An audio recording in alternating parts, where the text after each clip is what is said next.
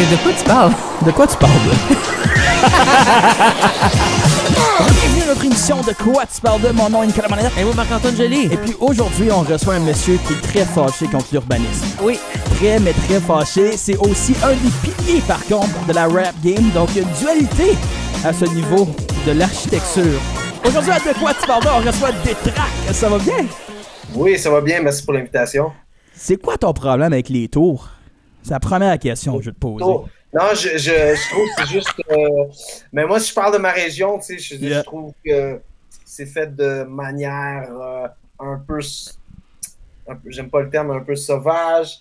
Il y a beaucoup de... Le prix des loyers très, très haut dans notre région. Pourtant, on bâtit ces tours de luxe, de condos. Je sais pas, je trouve que c'est une manque de vision d'urbanisme, manque de vision communautaire. Puis moi, je louais un studio, un local dans le Vieux-Hall qui a fermé avec la hausse des taux d'intérêt puis des loyers. Mais pourtant, les condos poussent partout, mais on a un problème de logement, mais ils sont partout. T'sais. Fait que c'est comme, je trouve que c'est une contradiction. C'est comme un paradoxe. T'sais. Fait que je trouve que j'ai rien contre les gens qui habitent dans un condo, c'est correct. Oui. Mais là, cette tour, on peut-tu avoir d'autres choses que ça dans notre région? C'est un peu ça. Fait que tu trouves qu'il y a comme une genre de petite déconnexion entre justement peut-être les problèmes qui se passent et les choses qui se créent. C'est quelque chose qui t'a beaucoup motivé pour justement ton dernier album? Ben ouais, pour une chanson en particulier, là, cette tour à condo. Puis, fait que c'est ça, c'était un angle, une chanson, un angle que j'aimais aborder. Puis c'est ça, ouais. Je pense que l'urbanisme ou le développement urbain de ma région me tient à cœur d'une certaine manière. J'ai comme une opinion là-dessus, puis c'est ça, ouais. Moi, j'aimerais faire un throwback. La première fois que je t'ai vu en show, c'est un show que tu vas faire pourquoi qu'il m'a vu là, puis pourquoi qu'il me parle de ça. C'est dans une certaine aréna qui se nomme Bob Hartley à Hawkesbury. Oui. Où que tu faisais un spectacle devant genre 1000 jeunes d'improvisation au tournoi La Folie, puis tu faisais comme du rap freestyle improvisé. Ouais, c'était fou ça. Je me rappelle. Je me souviens de la toune encore à ce jour. Je sais, il y avait une toune, c'était Dans mon backpack, dans mon backpack. Oui, j'étais là avec Sam Fay puis ECLD. Donc Backpack, c'est de mon album avec Sam Fay, Stéréo. C'est un gros hit. Dans mon backpack, on fait du rap de backpackers aussi. Fait que, tu sais, le lien est là. Partout où on le voit, c'est un gros hit. Puis, shout-out à vous autres. C'était le fun, ce show-là. Y avait-tu comme 1000 étudiants pour vrai? Il y a moi, j'étais pas là, mais... Probablement plus que ça. C'est toutes les écoles en Ontario qui envoyaient au moins 6 à 8 jeunes. Et voilà. C'était le fun. On avait eu du plaisir. Je me rappelle de ce spectacle-là. Puis genre, tu sais, les meilleurs publics, c'est ceux qui font de l'improvisation, je veux dire. On voudrait tous un public qui fait de l'impro, parce que vous n'avez pas de, il n'y a pas de filtre. Non, il n'y a pas de filtre, puis surtout aussi, ils peuvent reconnaître à quel point c'est impressionnant quelqu'un qui improvise sur le champ comme ça. Puis c'est rough improviser avec des improvisateurs. Parce que la seule affaire qu'on veut te faire, c'est de faire fail. Genre, on est juste comme, voici plein de béquilles, comme trébuches dessus une. Puis tu nous faisais monter. T'avais comme un flip chart, puis t'écrivais des mots. Puis il le voyait pas. Après, il rentrait sur stage, puis il y avait juste... Il flippait, puis il y avait un mot, puis là, il faisait comme un rap dessus. C'était quand même sick. C'est impressionnant, ça. Merci. Puis, parenthèse, moi, j'ai fait beaucoup d'improvisation quand j'étais jeune au primaire et secondaire. There you go. Peut-être mon talent freestyle vient un peu de là. Et puis, c'est cool. Ouais. Est-ce que c'est comme ça que tu crées beaucoup de tes textes ou c'est vraiment, tu t'assois papier-crayon ou il y a beaucoup d'improvisation dans tes trucs? Ben, je pense que le freestyle ou le côté improvisation aide au niveau du... la rythmique? La rythmique. Ouais, exactement. Trouver ta rythmique sur un instrumental. C'est comme du scat singing dans le jazz. Après, c'est la même chose. C'est juste évolué d'une autre manière. Mais tu sais, mais d'une autre manière, oui, ça m'est déjà aussi arrivé de faire des freestyles spontanés puis de cliquer sur un sujet ou un mot, puis après, j'écris une chanson. D'une chose qui est sortie pendant ce freestyle-là.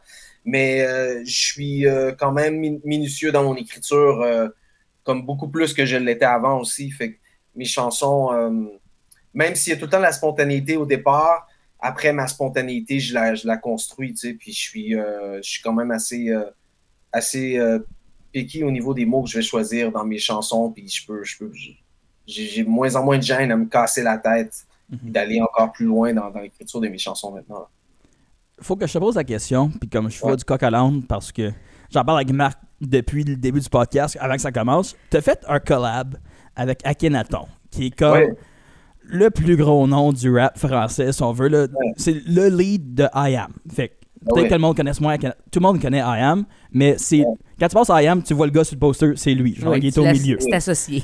Comment tu es venu faire une tune avec comme le dieu, le mécène du rap? Ben écoute, c'est un coup de... J'essaye, on frappe à des portes, premièrement. J'étais en train de faire mon album avec Nicolas Craven, qui est très, très gros producer en ce moment dans le monde du hip-hop mondial, parce qu'aux États-Unis, il est très connu. Puis là, on faisait un brainstorm sur qui on aimerait avoir sur l'album. Puis moi, le premier nom qui m'est venu en tête, c'est Akhenaton. Moi, j'ai grandi sur I Am. Ils font partie de mon panthéon, des artistes que j'ai plus écoutés dans le rap français. T'sais. Puis, fait que j'ai fait aller mes courriels. J'ai contacté des gens. Puis de fil en aiguille, j'ai trouvé courriel de sa manager. Moi, je suis distribué par Universal ici au Canada là, pour mes albums. Fait que j'ai trouvé. Puis j'ai fait mon pitch, j'ai envoyé un courriel, j'ai dit voici ce qu'on fait, voici qui on est, donc comment est-ce qu'on peut s'arranger et tout. Puis ils m'ont répondu. Puis c'était pendant la pandémie. Puis en fait, ça s'est avéré aussi parce qu'Akhenaton, lui, même s'il fait du rap français, il écoute juste du rap anglophone américain.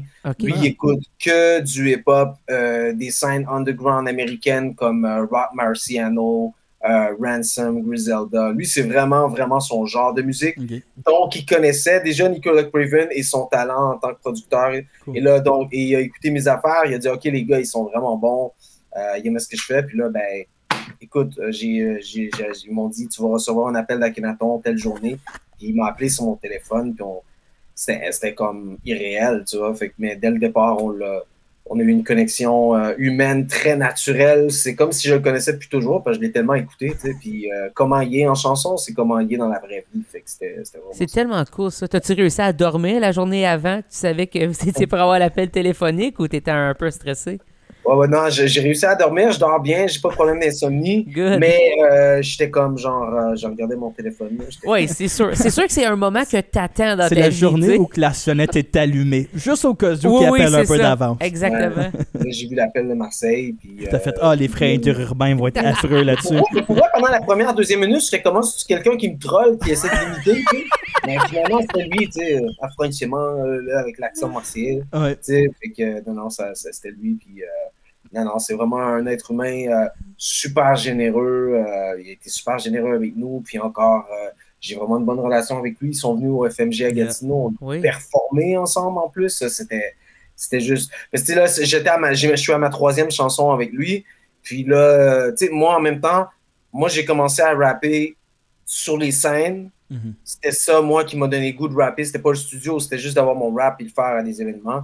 Puis là, j'étais juste comme de le performer avec lui en plus. C'était comme...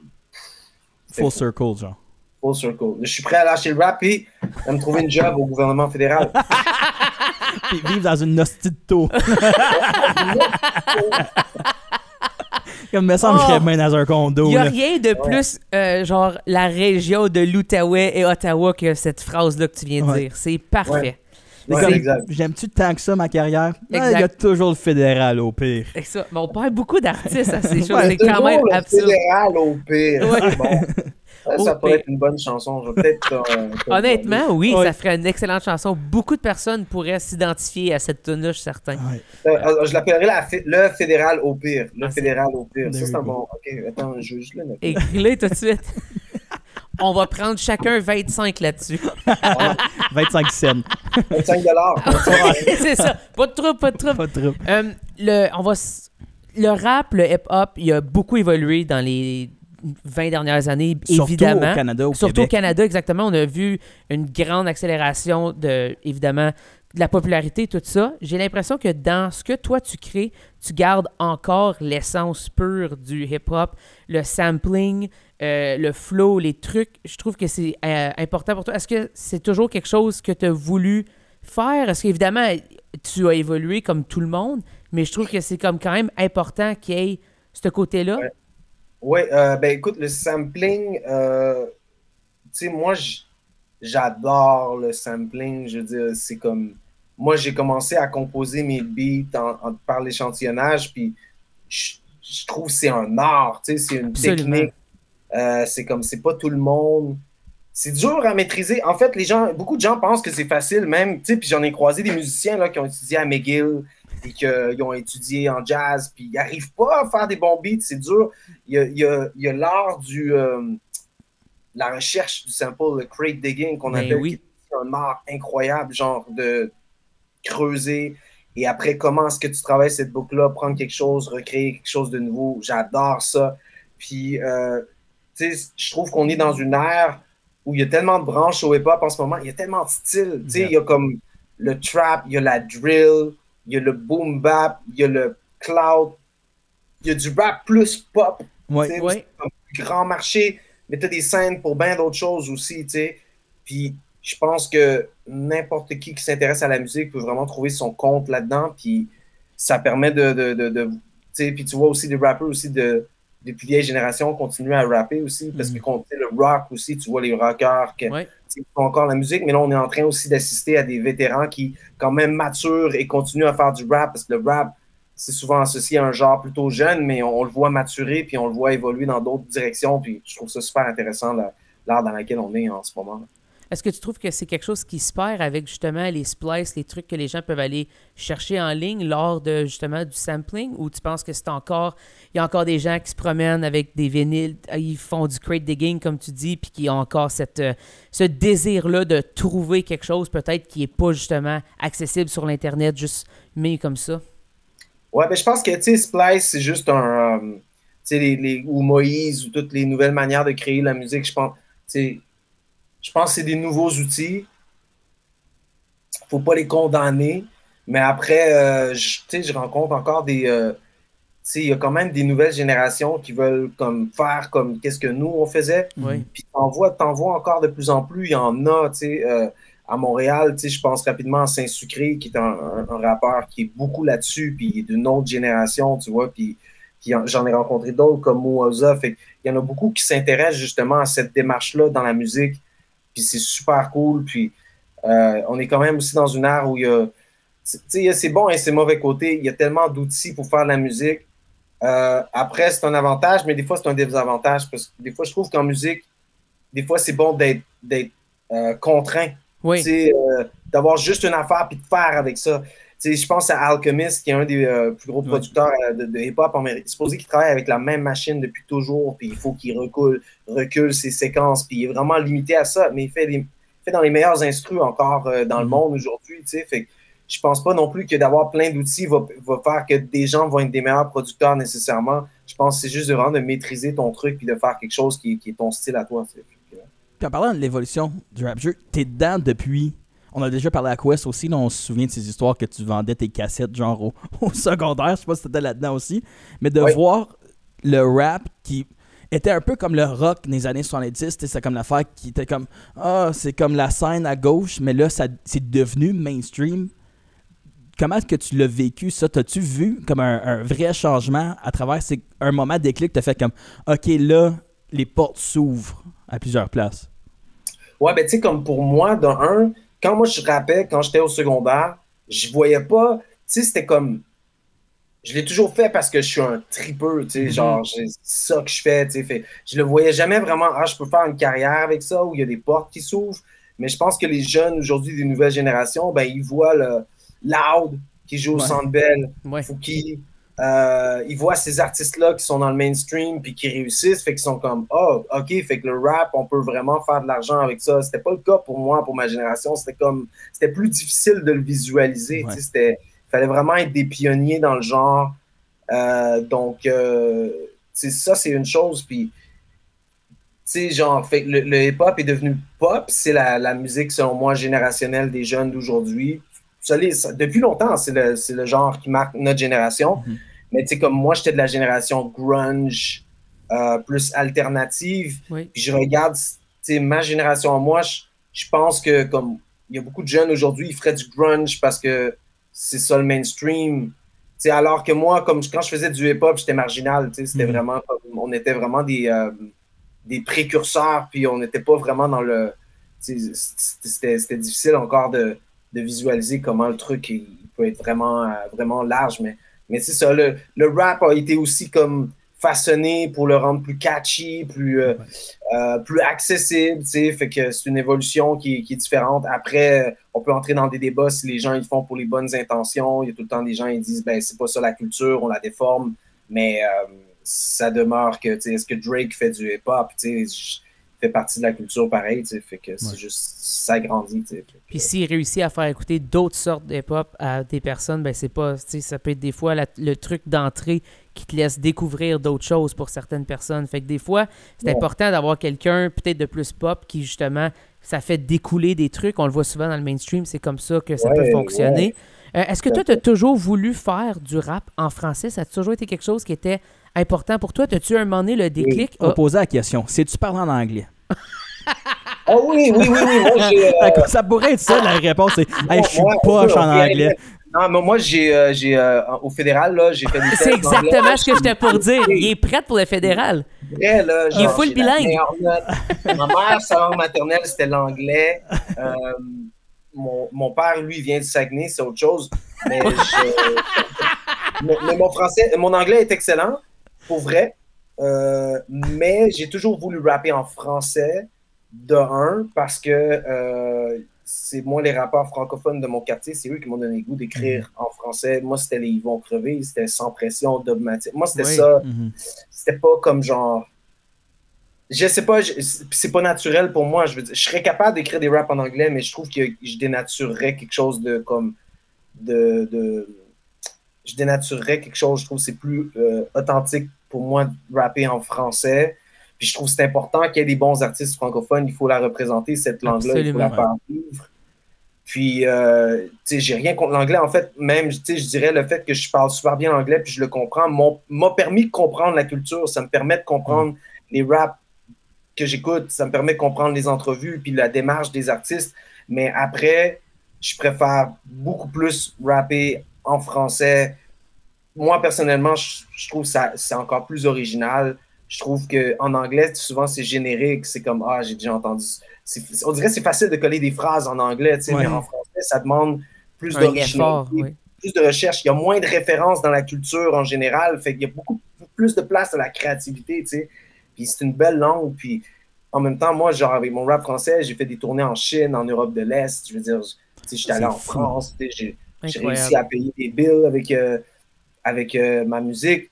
Puis ça me permet de faire des choses super intéressantes. Puis j'en ai connu des rappeurs anglophones, ils n'ont jamais rien foutu, puis ils n'ont jamais fait même le 16e de ce que je fais en tant qu'artiste francophone. Fait que après, rap en anglais, tu vas percer. Je trouve que c'est vraiment... c'est pas vraiment... C'est pas vrai. T'sais. De toute façon, l'ostito, ça se dit vraiment mal en anglais. C'est vrai, ça se dit mal. Me no like the tower. Oui, c'est ça. Ben, il y a clairement une façon de le dire, mais je pense que ça serait peut-être plus dur aussi à passer sur toutes les plateformes avec ces mots-là. Oui, non, exact, ouais. Mais là, t'as drop ça. C'est vrai que là, tu te dis, j'ai le flashback de comme quand t'avais fait ta tournée en Asie. Parle-nous de ça. Comme le monde, c'était comment faire le monde, il comprenait. C'était-tu des francophones qui allaient te voir ou c'était vraiment des personnes de la place? C'était en Chine, c'était dans le contexte d'une... J'ai fait une tournée qui avait lieu à chaque année, c'était des tournées pour la francophonie. Oui. Donc, c'était un groupe français, belge, suisse et canadien. Puis à chaque année, ils choisissaient un groupe. Puis en 2018, ils ont choisi des tracks. Puis on faisait des villes. C'était des gens qui étudiaient soit l'anglais ou le français dans les universités, mais franchement, il y avait au moins 1000 ou 2000 personnes par show, puis on a fait Pékin, Shanghai, Wuhan, Xi'an, Hong Kong, puis les salles étaient pleines partout où on allait. C'était incroyable, puis les gens, ils nous connaissaient pas, mais il n'y avait pas de filtre.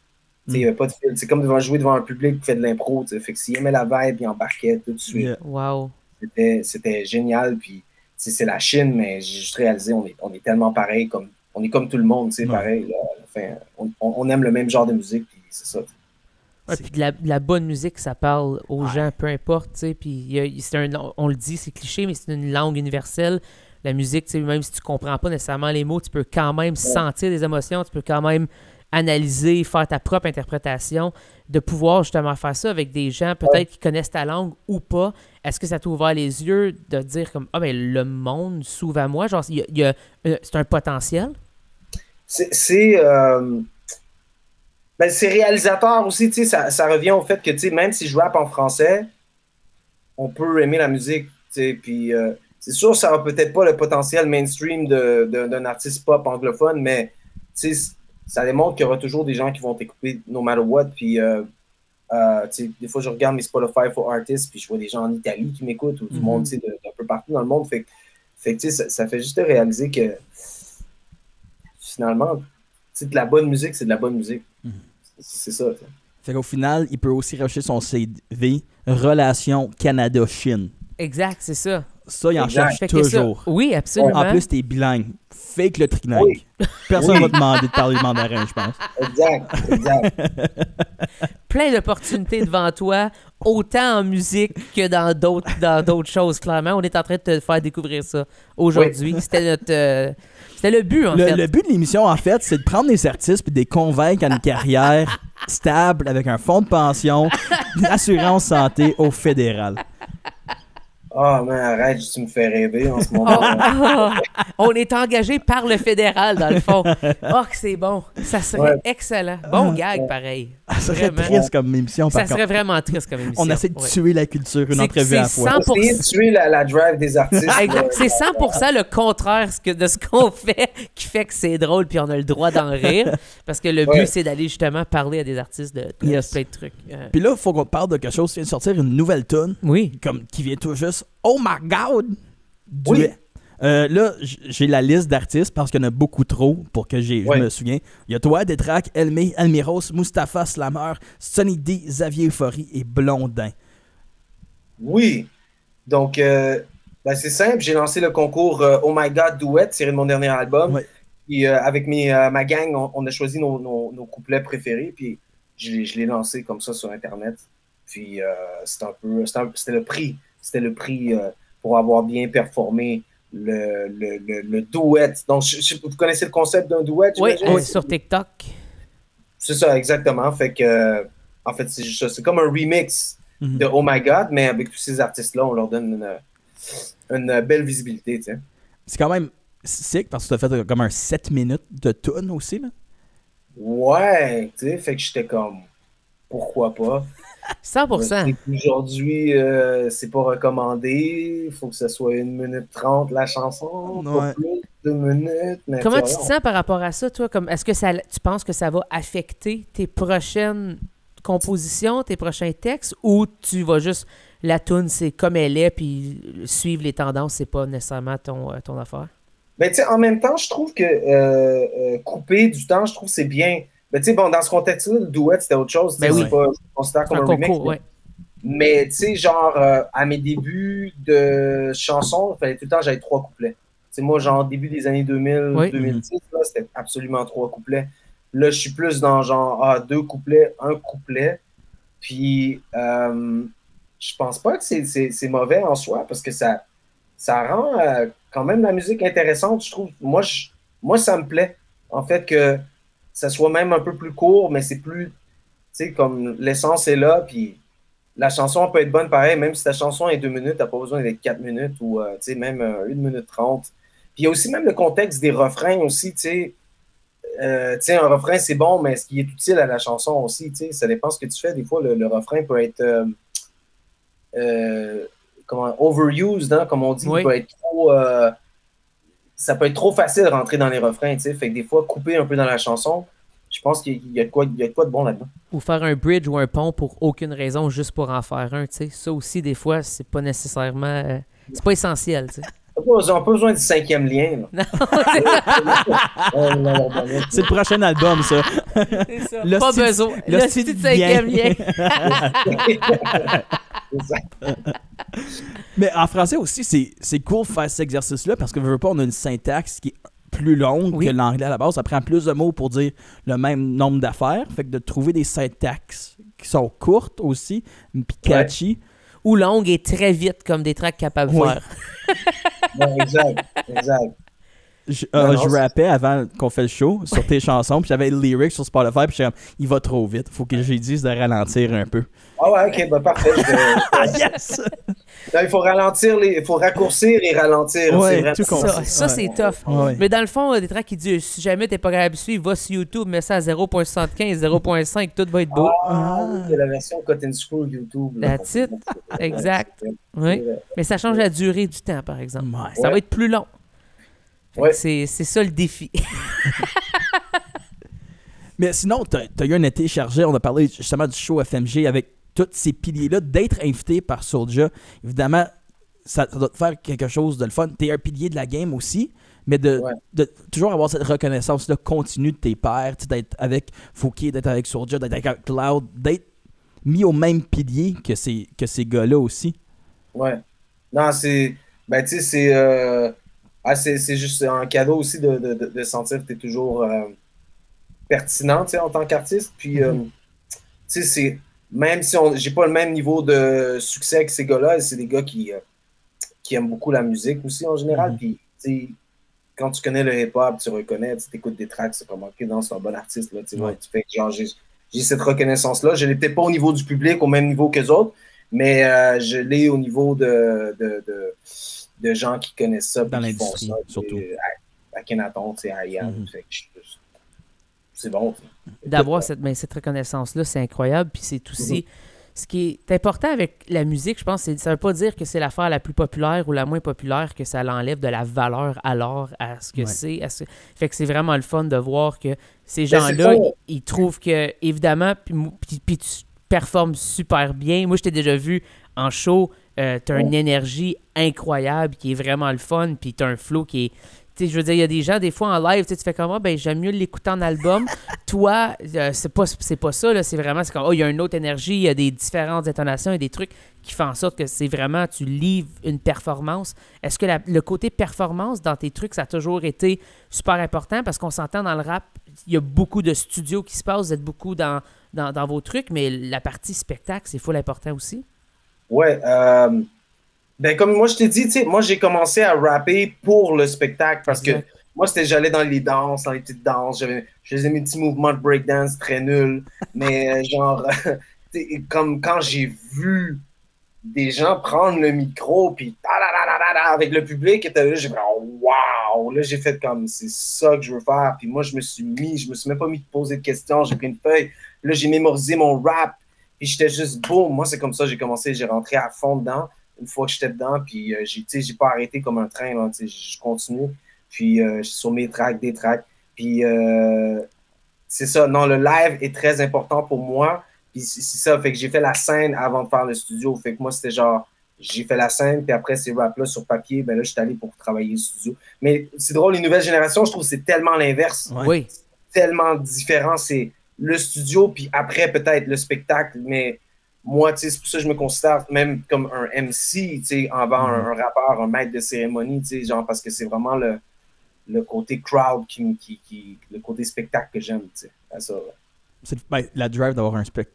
Aussi, quand t'es bon en show, j'imagine que ça a un impact, tu sais, sur comment ils t'aiment faire des spectacles, parce que le monde embarque. C'est vrai.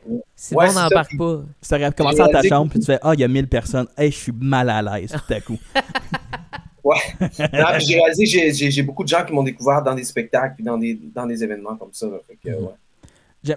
Évidemment, tu as une relation, je pense, proche avec Corias. Ouais. Comment cette rencontre-là, tu te souviens-tu? J'aime ça des anecdotes, parce que des fois, ça va juste, je l'ai rencontré au Saint-Hubert puis on a parlé. Comment est allée cette rencontre-là avec Corias? Ou as-tu une rencontre semi-bizarre ou drôle, anecdotique, avec une rencontre d'une autre personne dans le rap? Ben, Corias, je le connais depuis un bout, là. Je le connais depuis au moins 2012, peut-être, 2011. moi, Corias, on a un peu un parcours en parallèle. Là. Mais tu sais, j'ai la misère à dire la première fois que je l'ai rencontré, Corias. Mais je peux dire que j'allais souvent à l'époque à Québec. Lui, il habite Québec. Puis j'allais souvent dans le légendaire 1036 sur la rue Cartier, qui était le studio de À la Claire Ensemble, Karim Ouellette, Mariem, t'avais les deux tomes, Bougat. C'était le 1036 rue Cartier, pour moi, c'était probablement un des spots les plus légendaires musicaux de ma génération musicaux. Il y avait un hub de talent qui allait là, qui était incroyable. Les Corias passaient là. Il s'est passé des choses dans cet endroit assez magiques. Et puis, comme moi, j'y allais justement régulièrement, puis d'avoir eu la chance de chiller puis de jammer avec ces gars-là, ça a été vraiment un cadeau. Fait que je pense que c'est à travers ces années-là que je l'avais rencontré, mais j'ai pas comme d'anecdote particulière, mais je dois donner, je pense beaucoup à cet endroit-là. J'ai pensé souvent déménager à Québec, justement, à cause de cette vibe, ce noyau de talent-là en hip-hop qu'il y avait juste dans un pâté de rue, genre sur la rue Cartier, c'était quand même spécial.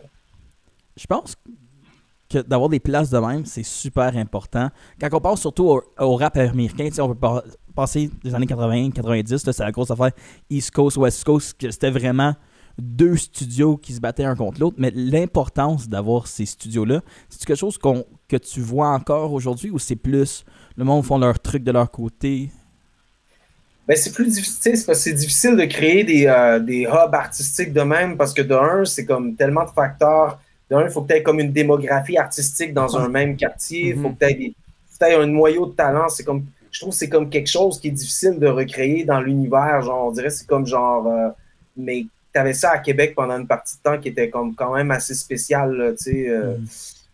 Puis d'en avoir été témoin. Fait, je peux pas dire si aujourd'hui, avant, c'est plus propice à ça. Il faut certainement avoir des lieux collectifs de création. Je pense que les villes ont beaucoup à jouer là-dedans, tu sais, dans le développement des infrastructures pour les artistes, les locaux de pratique. Il faut qu'il y en ait, tu sais. Puis il faut aussi que les artistes restent dans la ville. Il ne faut pas qu'il y ait un exode total vers Montréal, tu sais. Il faut qu'il y ait les bons artistes qui restent, puis il faut qu'il y ait quelque chose qui se passe. Mais qu'il y ait une scène, il faut qu'il y ait des lieux, des gens motivés, des contextes. C'est pas facile à recréer. Comme moi, dans mon cas, ben là, présentement, mon studio, il est dans mon sous-sol chez moi, donc j'ai 3 enfants, c'est un peu difficile de créer cette vibe-là présentement. Mais tout un autre vibe, juste en haut de toi, souvent. C'est ça qui arrive.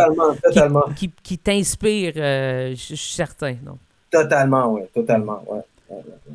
Peut-être que tu vas créer les prochaines... Justement, ces prochaines choses-là de quartier, tu sais, peut-être tes enfants, peut-être la prochaine génération, ça va peut-être un conseiller municipal en haut, si c'est pas encore. On pourrait, mais là, j'essaye, là, j'ai mon ampli de... Ouais, là, tu vois pas mon ampli de guitare, là, derrière moi, là. That's it. Je lance le micro, j'essaie de faire chanter ma fille, on essaye des choses, on sait pas, il y a peut-être quelque chose qui va se passer, là. Je pense qu'il y a une chose qu'il faut qu'on essaye, par contre. J'ai un reproche à faire au rap game canadien, c'est qu'il faut qu'il y ait de la beef. Faut qu'on fait de la fake beef. Comme, il me semble que j'aime. Il n'y a pas assez clash, hein? Non, on est trop gentil avec un autre. On dirait que tout le monde s'aime. C'est vrai. Faudrait que LLA break up encore. Puis là, Larry Kidd se pogne avec Loud. Quelque chose faut qu'il se passe, là. T'avais Raccoon qui avait sorti un clash avec Cupidon, je pense, l'année dernière. Là, t'en avais. C'est vrai. Non, il faudrait créer ça. Des diss tracks. D-Track sort un diss track sur Soulja demain. Mais... Il peut seulement avoir un chauve dans la rap game, puis c'est moi. Ça serait fou. Mais il y a eu beaucoup de ligues de battle quand même. Le battle, c'est un peu ça. Là, fait que, ouais. C'est vrai qu'il y a eu beaucoup de ça aussi. Ouais. C'est encore présent encore dans le rap? Oui, il y a encore des ligues de battle, mais à l'époque, je pense qu'il y avait plus un buzz autour des années 2010 avec les ligues World Up. J'avais d'ailleurs fait un battle à cette époque-là aussi. L'avais-tu gagné? Oui. Ben oui, il dit, hey, à qui demandes-tu? Come on! Allez le voir. Le battle des tracks confus, il est encore sur YouTube. OK, on va aller voir. On dit aux gens d'aller voir ça. C'est là-dessus, je pense. Ramasser quelqu'un. Exactement. Des tracks, juste ramasser quelqu'un. Il est comme, t'en veux des diss tracks, en voilà. Hey, merci beaucoup d'avoir fait ça avec nous autres. Yes, on invite les gens à aller streamer évidemment l'album, le tour, sinon aussi la nouvelle chanson qui vient de dropper. Allez écouter ces duets-là, aussi découvrir des personnes parce que c'est aussi ça, le but de la tune. Oui. Ouais, tout à fait. Ma musique est là, suivez-moi sur les réseaux sociaux.